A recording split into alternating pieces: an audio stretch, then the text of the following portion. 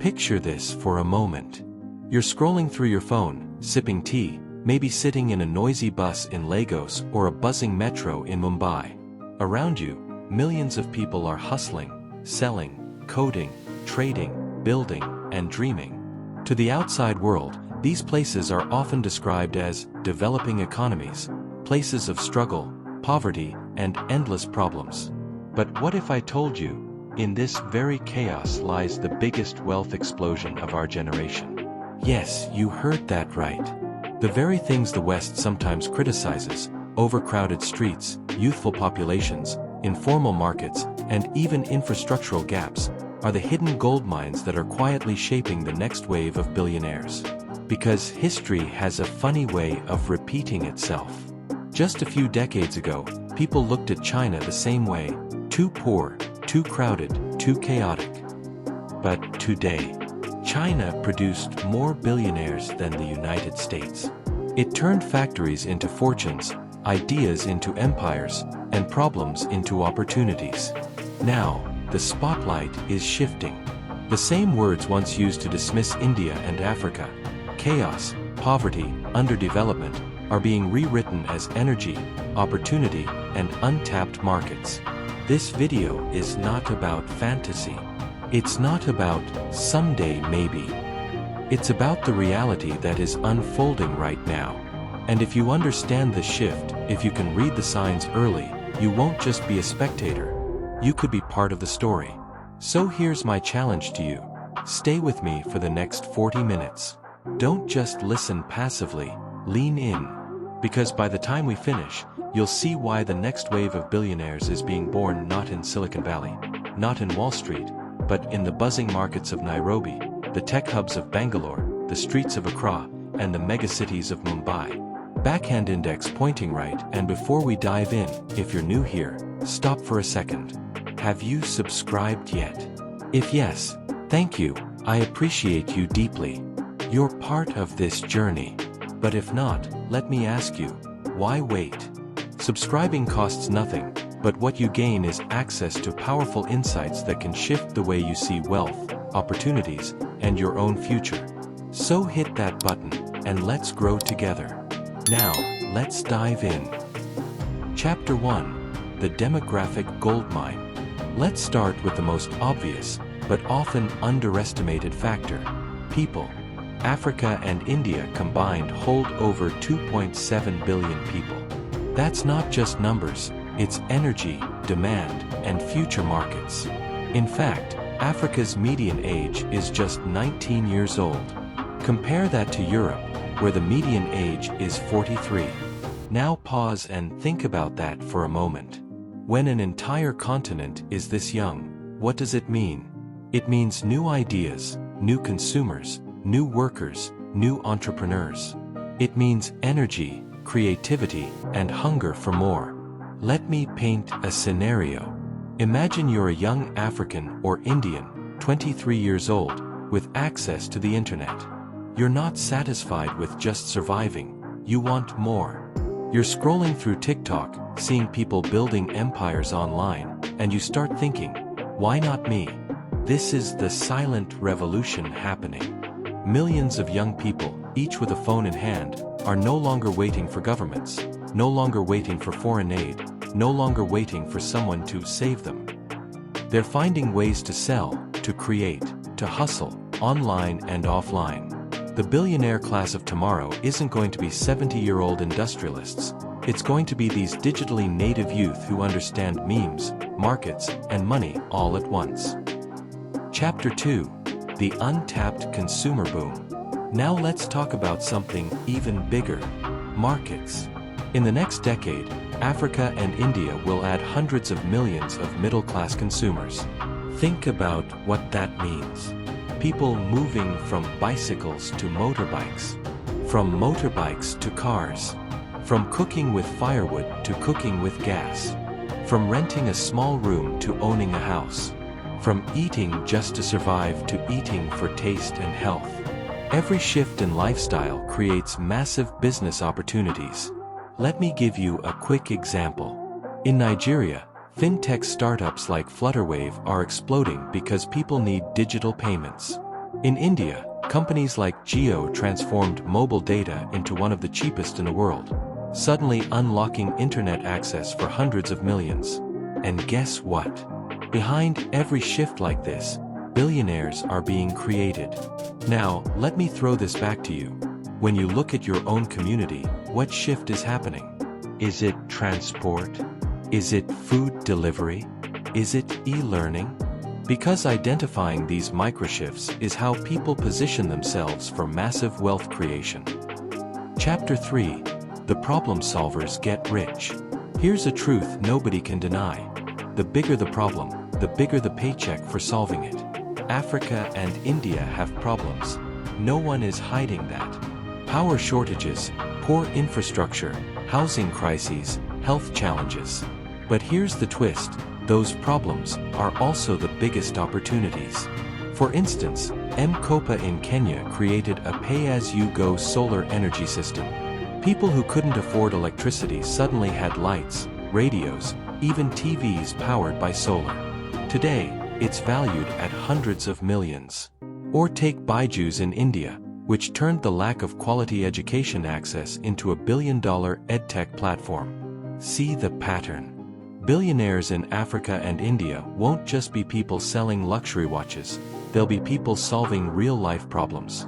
Now let me ask you, in your daily life, what problem frustrates you so much that you sometimes say, if only someone could fix this? That frustration might just be the seed of the next billion-dollar idea. Chapter 4. Technology, the Great Equalizer. Think back just 20 years ago. If you wanted to start a business that reached the world, you'd probably need millions of dollars. You'd need factories, warehouses, international contacts, and massive advertising budgets. Today, all of that has changed. Why? Because technology is the great equalizer. Right now, a young woman in Nairobi can design clothes on her laptop, upload them to Instagram, and start selling to customers in New York, London, and Johannesburg without ever stepping on a plane. A college dropout in Bangalore can build a mobile app, upload it to Google Play, and suddenly have millions of users across the globe. That's the magic of technology. It has removed the gatekeepers. And let's make this personal.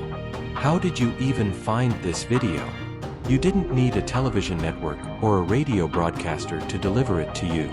All it took was an internet connection, a recommendation algorithm, and a device in your hand. That same pipeline that brought this video to you could just as easily carry your idea, your product, or your service to millions. Let me share a few real examples. Paystack. Two Nigerian entrepreneurs, Shola Akinlade and Ezra Olubai, created a simple digital payment solution to make online transactions easier. In a country where many businesses struggled to accept online payments, they solved a problem that mattered. Guess what? Stripe, the global giant, bought Paystack for over $200 million. And these were young men who started with just an idea and a laptop. Zoho Corporation, an Indian company that quietly grew into one of the world's biggest software-as-a-service providers. They didn't chase Silicon Valley hype. They built affordable tools, focused on solving problems, and today Zoho serves over 80 million users worldwide. Do you see the pattern? Technology has removed the need for permission. You don't need a billionaire investor to back you. You don't need a fancy office. Your ideas, your creativity, your ability to solve problems is enough. But here's the exciting twist. Because India and Africa skipped certain old systems, they're leapfrogging straight into the digital future. Think about it. Many villages in Africa never had landline telephones. They skipped directly to mobile phones. Many people never had bank accounts. They skipped directly to mobile money like M-Pesa in Kenya. This leapfrogging means billions of people are entering the digital economy at lightning speed. And guess what? Every leap creates billion-dollar opportunities. So, the question I want you to think about is this. If technology has removed the barriers, if the gates are wide open, then what's stopping you from walking through? Chapter 5. Global Attention and Investment. Now, let's talk about money, because without capital, even the best ideas can struggle to scale. And here's the thing, the world is watching India and Africa like never before. Let's start with India. Tech giants like Google, Amazon, and Microsoft have poured billions into India. Why? Because they know that India isn't just a country. It's a continent-sized market of over 1.4 billion people, many of whom are becoming first-time internet users. To put it simply, if you win India, you win the future. But Africa is no different. In fact, Africa has become one of the hottest frontiers for venture capital. According to reports, African startups raised over $5 billion in 2022 alone, and the number keeps climbing. Why would investors from Silicon Valley and China risk money in regions that outsiders often label unstable? Simple: return on investment. Let me paint you a picture. Imagine you're an investor. In the United States, markets are saturated. Everyone already has an iPhone, a Netflix account, and 3 different food delivery apps. Growth is slow. But in Lagos, in Accra, in Nairobi, millions of people are coming online for the first time. They're hungry for services, for solutions, for better ways of living. That's not slow growth, that's an explosion. That's why global giants are rushing in. Facebook, Meta, launched a massive connectivity project in Africa, laying undersea cables to bring high-speed internet to hundreds of millions. Why? Because they know the next billion Facebook users aren't in Europe or America, they're in Africa and India. Google invested $1 billion in African startups, supporting everything from fintech to education. SoftBank, the Japanese investment giant, has pumped billions into Indian startups like Ola, Flipkart, and Paytm. But here's where it gets really interesting. While international money is flowing in, local investors and governments are waking up too. For example, Rwanda has positioned itself as Africa's tech hub, with Kigali hosting innovation centers and attracting international talent. India, on the other hand, has policies that encourage startup growth, leading to a boom of over 100 unicorns, companies valued at more than $1 billion. So what does this mean for you? It means if you live in these regions, you are standing on fertile ground. While others see chaos, global investors see a gold rush. The question is, will you be a miner or just a spectator? Because here's the truth, when outside investors take big risks in your backyard, it should tell you something. They see opportunities you might be overlooking. And let me ask you this. Why should someone in San Francisco or Tokyo benefit from opportunities in Lagos or Mumbai more than the people living there? Why should others be the ones to harvest the fruits of your soil while you watch? The truth is, this global attention isn't a threat. It's a signal. A loud, clear signal that says, the future is here, and it's waiting for those bold enough to claim it. Final chapter, The Awakening, why you can't afford to miss this. Now, let's bring it all together. For centuries, wealth creation was concentrated in the West. The Industrial Revolution, the oil boom, the Wall Street era, all of it centered outside Africa and India. But now, for the first time in modern history, the spotlight is shifting. The next billionaires won't just be tech nerds in Silicon Valley. They'll be young Africans creating new farming solutions, Indians creating next-gen AI companies, traders turning small markets into empires, and problem solvers using creativity to transform chaos into opportunity. But here's the painful truth. Most people will miss it. Why? Because they're too busy doubting, too busy complaining, too busy saying, things will never change here. So, I'll leave you with this challenge. Don't just watch history happen. Be part of it.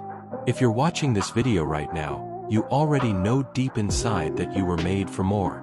The question is, will you sit back and scroll endlessly, or will you step into the game and create? Because remember this, billionaires aren't made by luck.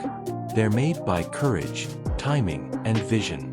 And if you've stayed with me until this point, let me pause and ask again. Have you subscribed yet? If yes, I deeply appreciate you. You're part of a family that's not just consuming content, but shaping a new mindset. But if not, what's stopping you? If you value your future, if you want to be ahead of the curve, hit that button now. Don't wait. Because every video here is a stepping stone to a bigger, bolder life. Thank you for staying until the end of this journey. Always remember my motto. Dream boldly, act fearlessly, and let your vision outlive you. This isn't just a phrase, it's a challenge.